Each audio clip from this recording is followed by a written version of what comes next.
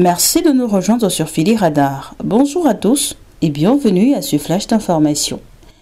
La Cour constitutionnelle du Mali a validé vendredi 21 juillet 2021 les résultats définitifs du référendum constitutionnel des 11 et 18 juin 2023 avec 96,91% de voix pour et 3,9% contre. Lors de la proclamation officielle des résultats définitifs vendredi, le président de la Cour constitutionnelle, Amadou Ousmane Touré, a déclaré que la Cour constitutionnelle, après avoir fait le décomptage des voix par bureau de vote, tant sur le territoire national qu'au niveau des ambassades et consulats, a opéré diverses rectifications matérielles, annulations et procédé au redressement qu'elle a jugé nécessaire. Le décompte de la Cour constitutionnelle révèle nombre d'inscrits, 8 463 084. Nombre de bureaux de vote, 24 697. Votants, 3 237 427.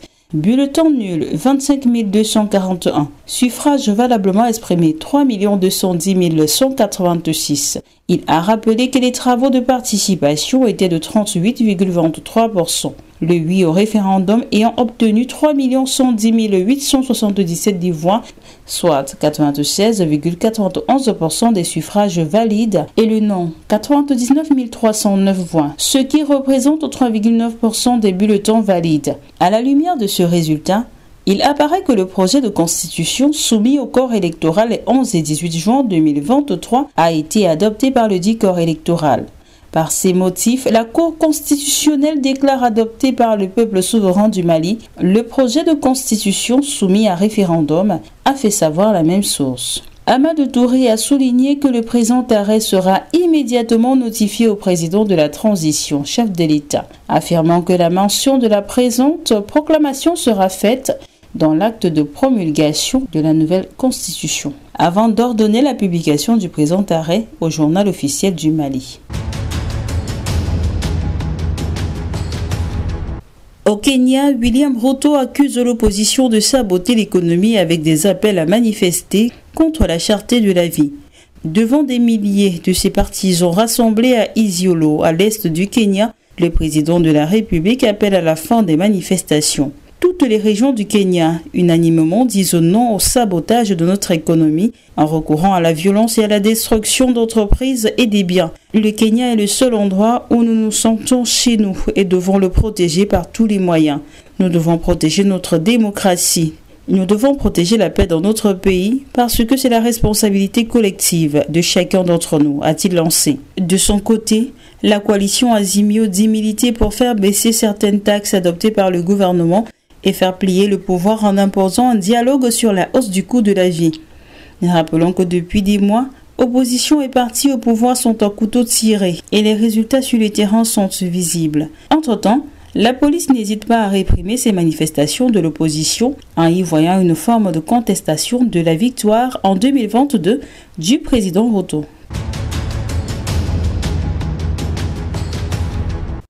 Le gouvernement britannique a annoncé jeudi des sanctions contre 13 individus et entreprises en République centrafricaine, au Mali et au Soudan liés au groupe paramilitaire russe Wagner, dont un qu'il a décrit comme le bras droit du fondateur du groupe, Evgeny Prigojine. Le gouvernement britannique a déclaré avoir ajouté des responsables de Wagner à sa liste, l'accusant d'être responsable d'exécutions et de torture au Mali et en RCA et de menaces à la paix et à la sécurité au Soudan. Les sanctions interviennent des semaines après l'échec de la mutinerie de Prigojine en Russie, qui ont soulevé des questions sur l'avenir des opérations militaires et commerciales de Wagner dans les pays africains, y compris la RCA. Mais des images publiées sur le service de presse de Prigojine sur Telegram mercredi semblaient montrer le patron de Wagner dire à ses combattants qu'il ne participerait plus à la guerre d'Ukraine pour l'instant, mais qu'il se préparait à un nouveau voyage en Afrique. Konstantin Pikalov, récemment sanctionné, qui fait maintenant face à un gel des avoirs au Royaume-Uni et à une interdiction de voyager, est un conseiller important de Prigojine, ainsi que le chef opérationnel de Wagner en RCA, a déclaré le gouvernement britannique dans un communiqué. Partout où Wagner a opéré, cela a un effet catastrophique sur la communauté, aggrave les conflits existants et porte atteinte à la réputation des pays qui les accueillent, a déclaré le ministre britannique du Développement et de l'Afrique. Andrew Mitchell. Parmi les autres sanctionnés figurent Vitaly Perfilov en RCA et Alexander Maloletko, qualifié de proche collaborateur de Prigozhin, ainsi qu'Ivan Maslov, chef du groupe Wagner au Mali. Au Soudan, le Royaume-Uni a ajouté Mikhail Potopki, qui selon lui était associé au groupe Wagner en plus d'être administrateur de la société minière Merogold. Merogold faisait partie des 3 entreprises que le gouvernement a déclaré avoir sanctionnées au Soudan pour avoir servi de façade au groupe Wagner et menacé la paix et la sécurité.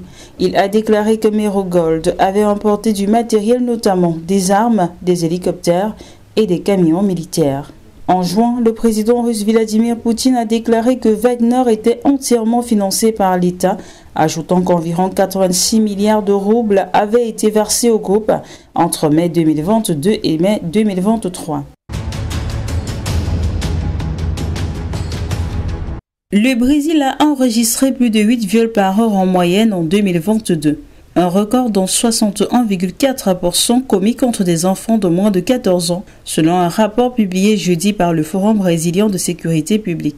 L'ONG rapporte que plus de 2 tiers des viols ont été commis au domicile des victimes.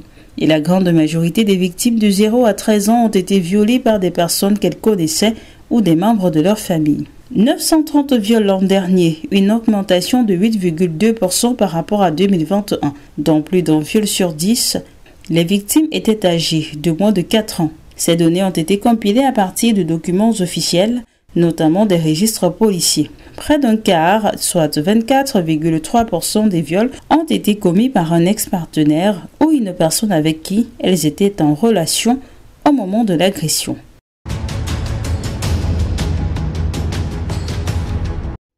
En sport, Lionel Messi offre la victoire à Miami à son premier match avec l'Inter. Lionel Messi a réussi sa première sous les couleurs de l'Inter Miami en marquant un superbe coup franc dans les arrêts de jeu pour donner la victoire aux siens 2-1 vendredi 21 juillet 2023 à Fort Lauderdale contre les Mexicains de Cruz Azul en Coupe des Ligues. Ce que j'ai regardé, c'est le but. Je savais que je devais marquer. C'était la dernière action du match. Je voulais marquer pour que nous n'allions pas au tir au but ensuite. C'était très important pour nous d'obtenir cette victoire. C'est un nouveau tournoi. Cela va nous donner la confiance pour l'avenir, a dit le champion du monde de 36 ans.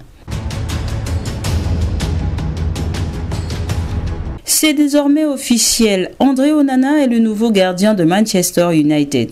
Le gardien camerounais s'est engagé sur le long terme avec les Red Devils.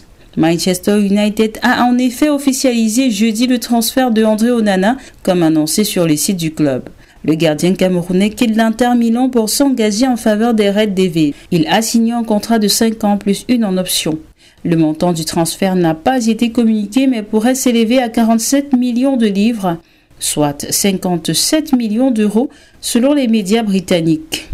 Rejoindre Manchester United est un honneur incroyable et j'ai travaillé dur toute ma vie pour arriver à ce moment, surmontant de nombreux obstacles en cours de route. C'est le début d'une nouvelle aventure pour moi, avec de nouveaux coéquipiers et de nouvelles ambitions pour lesquelles je vais me battre, a déclaré le gardien dans un communiqué publié par le club. Le Camerounais succédera dans les cages des Red Devils à l'Espagnol David De Gea, qui a annoncé son départ en début de mois après 12 ans dans le club mancunien. Fin de ce flash d'information. Merci de l'avoir suivi. Abonnez-vous à notre chaîne si ce n'est pas encore le cas, car cela nous motive énormément. Activez la cloche de notification pour suivre toute l'actualité sur Philly Radar. À très bientôt.